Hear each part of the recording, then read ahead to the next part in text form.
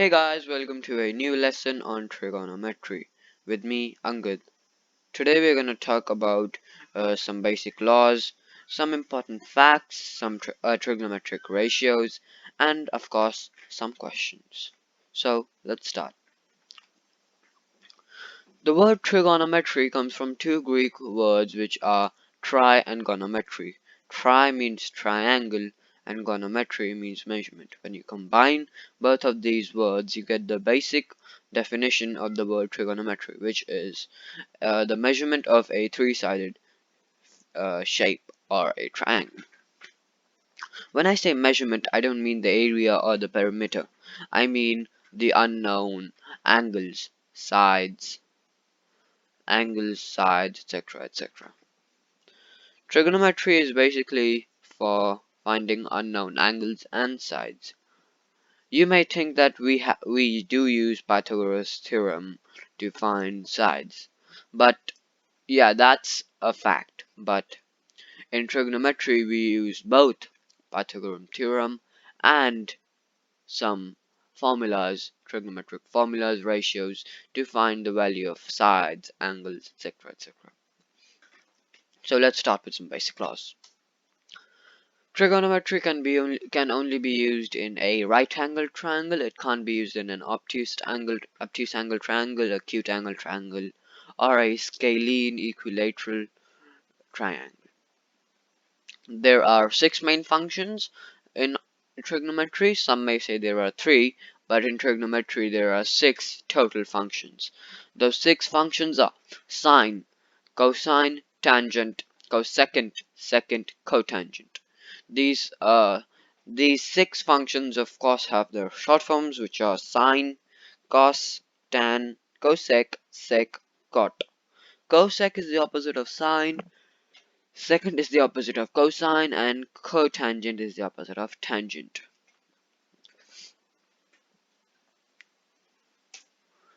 Trigonometric ratios. The word trigonometric ratios are used to find the values of sine, cosine, tangent, and the other functions.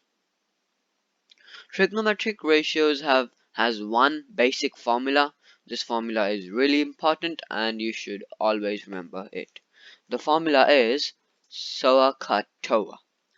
The word SOHCAHTOA literally means sine is equal to opposite by hypotenuse, cosine is equal to adjacent over hypotenuse, tangent is equal to opposite over adjacent.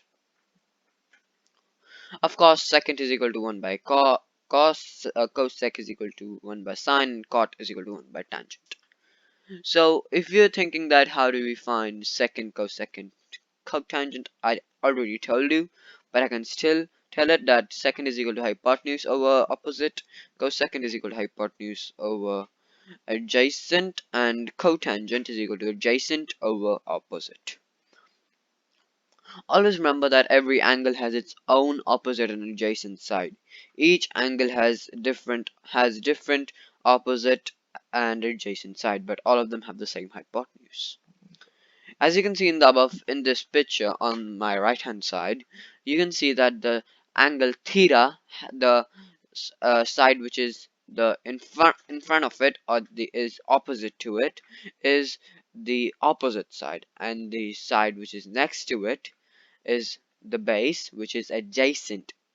There is one more side that is adjacent to theta, which is the hypotenuse, but we don't actually call it the adjacent side. It isn't the adjacent side, it's just the hypotenuse. The hypotenuse is fixed and every angle has the same hypotenuse. Theta has the base as its adjacent and the altitude as its opposite side. But when we go to the other adjacent angle, the one where my mouse is pointing, you can see that that angle has the base as its opposite and the altitude as its adjacent, and the hypotenuse of course is the same. So as you can see, all angles have different opposite and adjacent sides, but when it comes to the 90-degree, it's really confusing. And when I say really, you should believe me. You see, in 90-degree, the side which is just opposite to it is the hypotenuse, and there is no other side which is opposite to it. So the hypotenuse itself is the hypotenuse and the opposite side for the sine 90. So for example, the value of a hypotenuse is 5 or 6. So let's say 6. So it would be hypotenuse over hypotenuse, because hypotenuse is itself the itself is the opposite side. So 5 by 5 or 6 by 6 results in 1. So 1 is the fixed value of sine 90. So if, as you can see, it has two adjacent sides. Both the altitude and the base are its adjacent. So the how do we find the tan and cosine? We actually use both of them. We do it like there are two different cosines and sines for it. It's like it's actually really confusing. So I'll tell you about this in a few and other videos.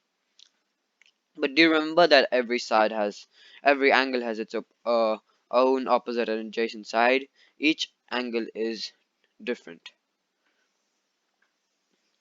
Some important facts. Tangent is equal to sine by cos. Of course, tangent is equal to opposite by adjacent, but it is also equal to sine by cos. So for example, you have the value of sine and cos, but not the value of a uh, of the adjacent and the opposite. So in that case, you just do sine by cos and you get your answer. Cotangent is just the opposite, which is cos, sine, cos by sine. The values of sine, cosine, tan, cosec, sec, cot for 0, 0, 30, 45, 60, and 90 degrees are fixed. As you can see in the table, sine 0 is equal to 0, sine 30 is equal to half, sine 45 is 1 by under root 2, sine 60 is under root 3 by 2, and sine 90 is 1. When you type the value of, like if you type sine 30 in a calculator, you don't get it, because you see 30 degree is the angle. So for example, in a calculator I type sine 30, you won't get 1 by half, you would get in a decimal. It's like 0.5. If you look at it carefully, it has a pattern to it. See, the sign is 0, half, 1 by root 2, and root 3 by 2, and 1. If you just uh, convert these, if you oppose them, if you reverse these sides, you get 1 under root 3 by 2, 1 by under root 2, half, and 0, which is actually the cos. As you can see, 1, the 1 and the 1, it reversed, 0, 0, this goes here, this goes here, oh sorry, and this goes of course here. So you just need to remember the values of the sine, which are 0, half, 1 by root 2, under root 3 by 2, and 1. Then just reverse these, and you get the cosine, which has 1 under root 3 by 2, and 1 by root 2, half, and 0. The tan is pretty simple. As I explained earlier, that tan is equal to sine by cos. So you can just do it like 0 by 1, 0. Under root 2 by under root 3 by 2 is 1 by root 3. 1 by root 2 by 1 by root 2 is 1. And root 3 by 2 by 1 by 2 is 3. 1 by 0 is undefined, not defined. And of course, cosec, sec, cot are opposite. Some questions. These are some questions to test your knowledge on trigonometric ratios. In this, you don't have to find the exact values, the numeric values. You just have to write the sides like A, B, B, C. So these are 4 questions which have each question has 9 parts. After writing, if you get the answers, please write them in the comment section. And in the next video, I'm gonna tell you the answers.